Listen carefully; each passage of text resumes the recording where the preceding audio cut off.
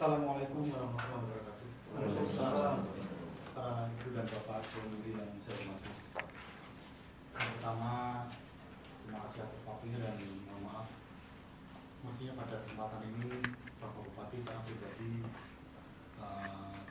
untuk presentasi, tapi karena pada saat yang bersamaan hari ini ada dua agenda yang harus beliau hadiri, yaitu yang pertama adalah sebagai inspektur upacara dari Sumpah Pemuda. Kemudian yang kedua, hari ini adalah awal dari rapat Badan Anggaran DPR. Biasanya beliau kalau rapat awal Badan Anggaran selalu hadir secara pribadi. Selanjutnya baru diserahkan pada kami sekarang. Mengawali presentasi pada siang hari ini, dari halaman judul kita sudah paham sekali bahwa ada beberapa gambar yang ada di atas adalah yang pertama adalah kita menggambarkan bahwa itu adalah nasional. Kemudian ini adalah simbol dari kepolisian, kemudian dinas perhubungan, pekerjaan umum, kesehatan dan pemerintah kabupaten. Ini menunjukkan bahwa keselamatan berkendaraan di jalan adalah merupakan komitmen dari kita semua untuk senantiasa setiap tahun atau setiap saat kita mengurangi angka kecelakaan.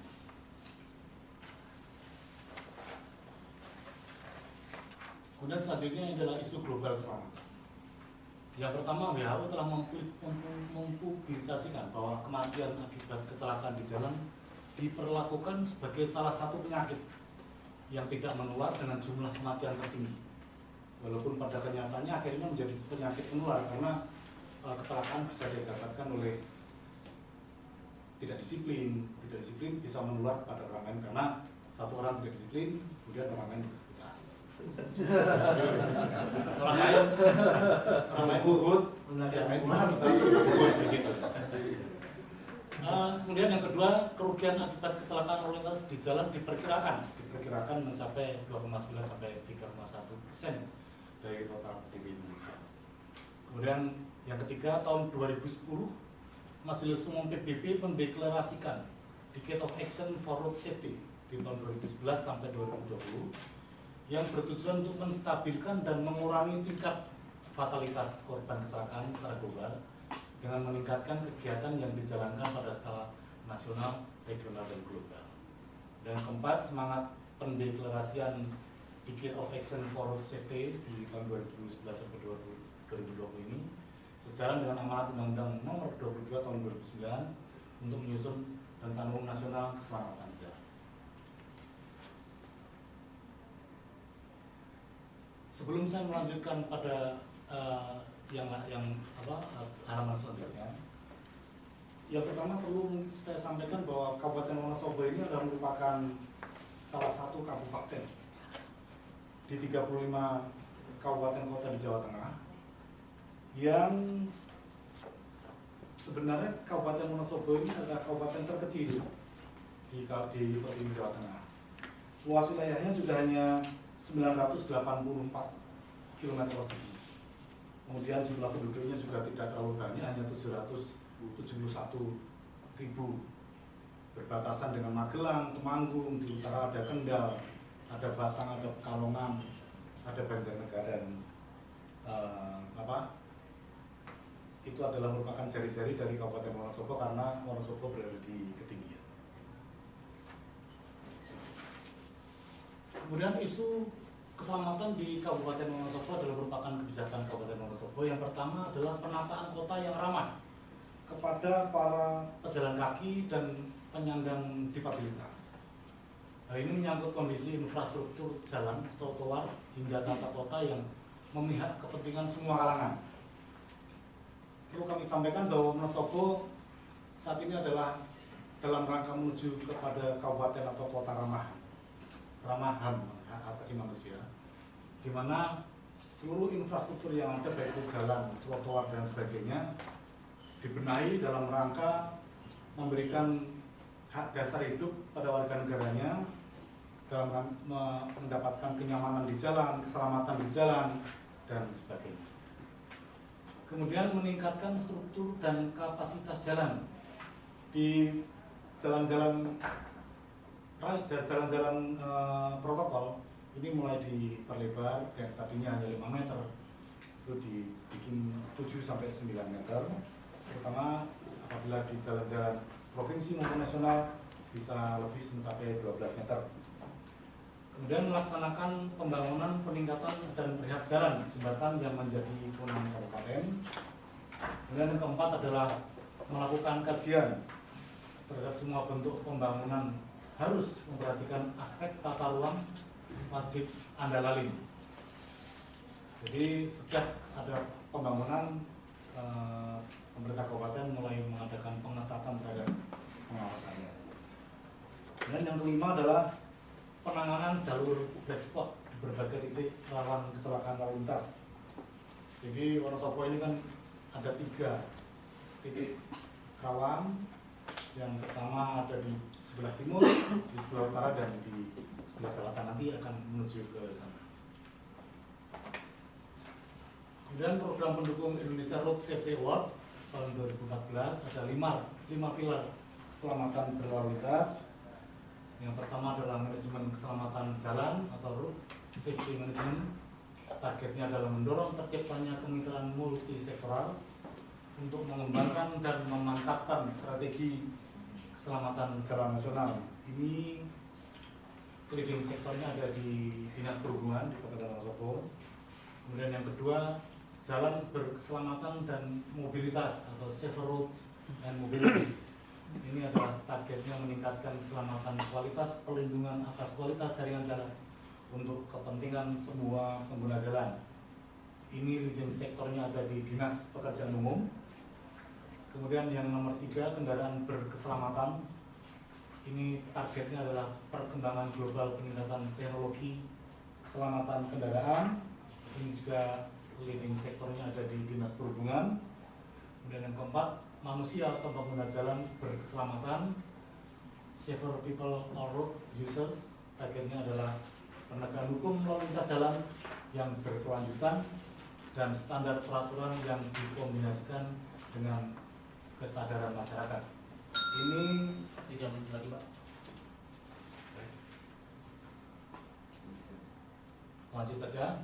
Ini adalah kendala-kendala permasalahan keselamatan jalan. Yang pertama adalah pengguna jalan, ada beban, overload, disiplin, kurang partisipasi. Dan yang kedua, sarana prasarana. Kemudian yang ketiga, kondisi wilayah. Yang keempat, keterbatasan anggaran dan regulasi aturan. Upaya terobosan selain ada yang ada di sini, kami juga berusaha untuk menggait pihak swasta. Saat ini ada 2 pihak swasta yang ikut berpartisipasi dalam rangka keselamatan jalan. Yang pertama adalah pabrik air kemasan. Ini di samping membangun jalan juga rambu-rambu lalu lintas maupun lampu flashlight. Kemudian yang kedua ada perusahaan pembangkit listrik panas bumi, ini juga membantu di bidang perlambuan. Kemudian ini kita lanjut saja. Ini adalah peta lalu lintas, peta Kabupaten Wonosobo. Ada 4 pintu masuk utama dari Purworejo, dari Banjarnegara, dari Magelang maupun dari arah Dieng.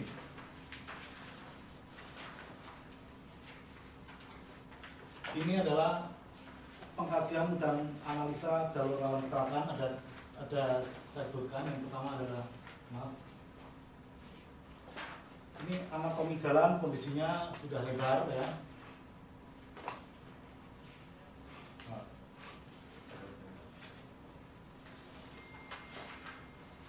Ini ada yang pertama, kita mencoba untuk menangani jalan-jalan yang rusak. Kemudian yang ini kita membuat jalur penyelamat di 1 titik rawan yang berada di jalur Prongganan atau dari arah Magelang. Ini karena jalan kondisi menurun, panjang 9 km, menurun terus-menerus. Ini banyak terjadi kecelakaan pada waktu itu. Kemudian kita bangun jalur penyelamat, dan saat ini kita sedang merencanakan untuk tahun 2015 membangun 1 jalur penyelamat lagi untuk menanggulangi kecelakaan akibat remblong. Ini infrastruktur jalan dan jembatan di Kabupaten Wonosobo. Kondisi nasional seperti ini ada 31 km. Ini yang provinsi dan ini yang kabupaten.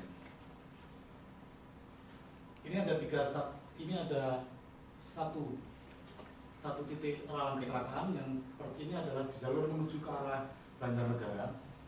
Kondisi jalan lurus, lapang dan agak menurun. Biasanya di sini kecepatan tinggi.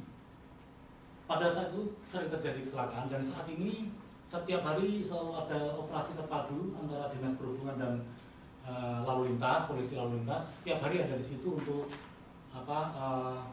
untuk memantau kondisi lalu lintas. Dan di situ juga dibuat beberapa sinyal kejut atau pita kejut untuk menghindari kecelakaan.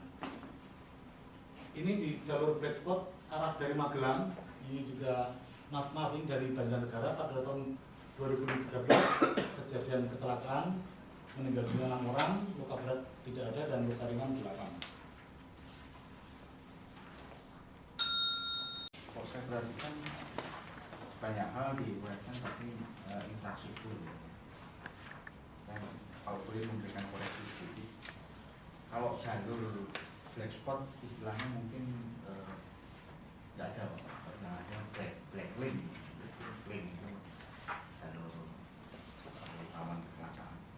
Black spot is black spot. Kemudian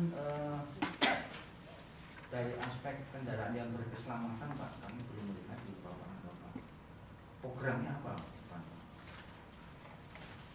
Kalau icon di hubungan kan yang memastikan bahwa kendaraan angkutan umum yang layak jalan. Nah, ini gambaran performansi atau kinerja dalam penyelenggaraan pengujian deh, seperti apa di Wonosobo, dan kedepannya terobosannya apa untuk memastikan bahwa kendaraan yang berada di jalan itu layak jalan. Pak Ul? Ya, mulai dari pilar 4 Pak, kaitan dengan sifat user untuk program-program sosialisasi dan penegakan hukum Pak, berkaitan dengan keselamatan. Maka apa yang sudah berjalan Pak, oke. Kalau kita melihat pada manajemen keselamatan, ya, keselamatan jalan. Kalau manajemen itu ada beberapa unsur, ya, ada namanya planning, organizing, executing, sama control.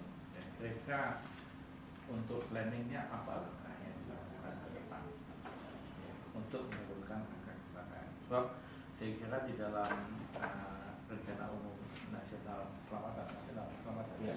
Nah, itu diprogramkan bahwa angka kecelakaan itu kita turunkan sampai paling tidak separuh dari kondisi tahun lalu. Kira-kira apa dalam 4 tahun ke depan, 4-5 tahun ke depan? Baik, 3 dulu. Mohon manajemen waktunya karena masih ada juri yang lain. Silakan Pak. Singkat padat itu. Ya. Terima kasih. Yang pertama berkaitan dengan rencana ke depan. RPJMD Kabupaten Wonosobo tahun 2015-2020 memasukkan pendidikan keselamatan berkendara ke dalam kurikulum sekolah. Kemudian yang kedua, penegakan peraturan perundangan tentang garis padan. Kemudian peningkatan kapasitas dan struktur jalan serta perlengkapannya. Kemudian saat ini Kabupaten Wonosobo adalah merupakan lokasi di mana sudah ada MOU antara PT KAI dengan Gubernur Jawa Tengah dalam rangka aktivasi jalur rel kereta api. Sehingga harapan kami apabila rel kereta api ini betul-betul diwujudkan, diaktifasi lagi, itu insya Allah akan mengurangi kepadatan lalu lintas. Kemudian yang kedua, hal-hal yang sudah ditempuh dalam rangka mencegah kecelakaan lalu lintas. Yang pertama, setiap hari ada polisi berkuda untuk patroli di Kabupaten Wonosobo, di kota ini. Berkuda. Nah, sebenarnya ada betulnya. Berkuda. Kemudian pembinaan dan penyuluhan pada seluruh segmen masyarakat, baik di sekolah, kemudian kepada unsur pengemudi di desa-desa dan sebagainya. Kemudian survei sarana jalan ini juga terpadu antara polisi lalu lintas, kemudian dengan dinas perhubungan dan beberapa yang terkait. Kemudian patroli jalur rawan kecelakaan. Jadi di sana itu masih ada di beberapa pedesaan yang pick up dipakai untuk mengangkut orang gitu ya. Kemudian pemasangan spanduk di jalur-jalur rawan dan koordinasi sektoral, baik itu lalu lintas dan sebagainya. Juga operasi bersama dengan sistem sidang di tempat. Jadi operasi bersama dengan sistem sidang di tempat ini terpadu juga dengan pengadilan negeri, dengan polisi lalu lintas, dengan perhubungan dan sebagainya. Ini yang sudah kita laksanakan. Kemudian yang terakhir, silakan Pak Monitor. Terima kasih Pak. Terkait dengan kendaraan berkeselamatan ini, tentunya Wonosobo selain melaksanakan rutinitas dan lebih intensif dalam pengujian kendaraan, ini juga karena memang jalan-jalan di Wonosobo ini bisa dikatakan ekstrim, artinya tidak semua kendaraan itu baik ini jalur jalan nasional maupun jalan provinsi ini memang ada sedikit-sedikitnya pembatasan jalur sesuai dengan beban tonasenya. Artinya ketika di jalur tengkorak ini jalur rawan kecelakaan ini kita antisipasi tidak kita bolehkan, tapi pakai jalur yang lain gitu. Kemudian juga kita sedang memprogramkan untuk terobosan membuat jalan alternatif. Ini yang sangat kita butuhkan, jalan alternatif ini, jalur alternatif. Karena apa? Selain itu memang mengantisipasi, artinya mengurangi keselamatan kecelakaan di jalur tengkorak ini khususnya ini kesulitan. Tetap nantinya kita mengupayakan kedepannya ini mengupayakan jalur alternatif, gitu Pak. Sementara saya menambahkan sedikit untuk program kendaraan keselamatan, artinya dari Wonosobo itu secara rutin melakukan kalibrasi alat uji terutama di kantor dinas perhubungan. Yang kedua, perbaikan sistem dan prosedur pengujian. Ini program utamanya. Kemudian yang ketiga, sebagai bagian dari program secara lokalnya kita mengkaji karena banyak kecelakaan itu dilakukan oleh kendaraan roda 2. Kita juga merekomendasikan kepada pemerintah pusat agar juga mengkaji karena pertumbuhan sepeda motor itu terlalu tinggi. Nah, ini kewenangan produksi kemudian distribusi dari kendaraan bermotor terutama sepeda motor menjadi kewenangan dari pemerintah pusat. Sementara kabupaten sebagai istilahnya daerah pasar, ini kita yang menerima apa aja yang menjadi kebijakan pemerintah pusat. Demikian. Terima kasih. Silakan Ibu Resti atau Bu Sorta. Terima kasih. Untuk slide 17, ini ada 4 program kerja call center 119 Dinas Kesehatan. Ini kami tanyakan bagaimana pelaksanaan di lapangan dan apakah masyarakat di Wonosobo sudah tersosialisasikan dengan program ini. Selain anggaran jasa harja dan APBD, apakah ada anggaran lain untuk mendukung penanganan pasca kecelakaan pada penanganan kecelakaan?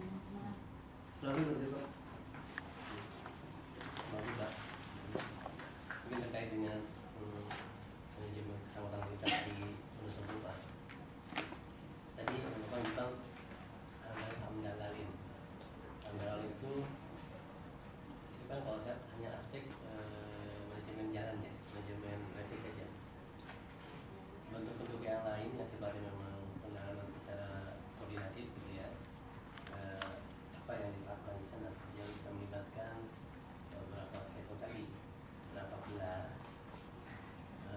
bentuknya mekanismenya berjalan seperti apa? Apakah forum lalu lintas itu sudah berjalan? Atau memang masing-masing berjalan sendiri? Dan kedua isu strategik, isu keselamatan tadi. Tapi Bapak sudah bukan muncul di kurikulum. Apakah ada upaya-upaya dari daerah untuk menjalin kerjasama dengan swasta ya, seperti contoh misalkan yang sifatnya lokal, kampanye tadi, pembiayaan misalnya. 5 menit lagi. Silakan lanjut Pak. Ya. Apakah uji yang pertama Pak ya? Apakah uji layak fungsi jalan sudah dilakukan di Kabupaten Wonosobo? Yang kedua mengenai yang tadi jalur black spot ya tulisan di sini, perbaikan apa yang sudah dilakukan di lokasi tersebut? Dan yang terakhir, pada slide terakhir Bapak, ini kan mencantumkan tantangan ke depan itu pertumbuhan pembangunan di Rubija ya, pembangunan jalan. Kemudian di sini ada langkahnya itu penegakan peraturan perundang-undangan. Nah itu kira-kira langkah konkretnya atau action plan-nya seperti apa Pak? Untuk menangani masalah roadside hazard di sini. Terima kasih. Ya, saya satu pertanyaan saja terkait dengan sepeda motor, betul itu domain pusat, tapi adakah regulasi di tingkat kabupaten untuk mengendalikan pertumbuhan sepeda motor terutama di kalangan pelajar ya? Kan ini kaitannya dengan keselamatan. Silahkan Bapak, kira-kira ada waktu 3 menit untuk jawab. Baik, terima kasih. Langsung saja pertanyaan terkait dengan masalah konseptor. Jadi terkait dengan masalah penganggaran, nampaknya ada komitmen yang kuat dari pemerintah, walaupun di sini pada posisinya anggaran masih 50 juta, tetapi backup di luar anggaran itu tersedia. Jadi ini kami tekankan sekali lagi kemarin dengan Kepala Dinas Kesehatan, angka 50 juta itu hanya untuk sekedar transportasi ketika ada suatu peristiwa, kalau polisi atau siapa yang menerima kejadian panggil ke situ, datang ambulan prosedural oke. Tetapi ketika penanganan selesai memang yang bersangkutan kebetulan dalam tanda kutip orang tidak mampu dan lain sebagainya, perlakuan spesifik dari pemerintah daerah di luar BPJS itu ada bantuan ke sana. Demikian, terima kasih. Silakan. Yang kedua, terima kasih. Yang pertama adalah masalah AMDAL lain tadi masalah. Betul. Jadi begini, di beberapa lokasi di Wonosobo sedang akan dan sedang dibuat beberapa bangunan, diantara misalnya ruko dan sebagainya. Ini memang kita mengharuskan ada AMDAL lain. Maksud kami adalah apakah itu mengganggu arus lalu lintas yang ada di situ dan sebagainya, supaya diukur secara jelas, nanti supaya pada saat nanti bangunan itu jadi diparkir dan sebagainya mengganggu lalu lintas atau tidak. Kemudian yang kedua, kerjasama dengan swasta, kami sudah melakukan kerjasama dengan swasta. Tadi saya sampaikan bahwa ada 2 perusahaan besar di sana, pabrik kemasan air kemasan dan pembangkit tenaga listrik tenaga panas bumi itu sudah sangat berpartisipasi aktif dengan Kabupaten Wonosobo dalam rangka penanggulangan kecelakaan, ya bantuan rambu-rambu lalu lintas, cermin tikungan, kemudian flashlight di tempat-tempat rawan. Ini adalah partisipasi dari sebagian partisipasi dari mereka. Kemudian jalur black spot, ada beberapa jalur black spot yang sudah dibangun beberapa fasilitas untuk penanggulangan kecelakaan. Yang pertama di jalur black spot yang tadi saya sampaikan menurun tajam sepanjang 9 km dari arah Magelang, ini sudah dibangun satu jalur penyelamat dan saat ini sedang direncanakan untuk pembangunan satu lagi di tahun 2015. Kemudian di jalur yang itu juga dibangun pos polisi lalu lintas supaya setiap hari ada pemantauan sehingga apabila terjadi kecelakaan lebih cepat penanganannya. Kemudian di jalur arah Banjarnegara ini juga sudah dibuat sinyal kejut atau pita kejut di beberapa titik sehingga harapannya untuk bisa mengurangi kecelakaan, dan ada pemantauan atau patroli polisi lalu lintas dan dinas perhubungan setiap hari di situ untuk pemantauan arus lalu lintas. Kemudian di beberapa tikungan sampai ke tingkat kecamatan, jalan-jalan kecil sudah dibangun guardrail di tempat-tempat yang rawan kecelakaan, sampai di tingkat kecamatan di jalan-jalan kecil sudah dibangun guardrail.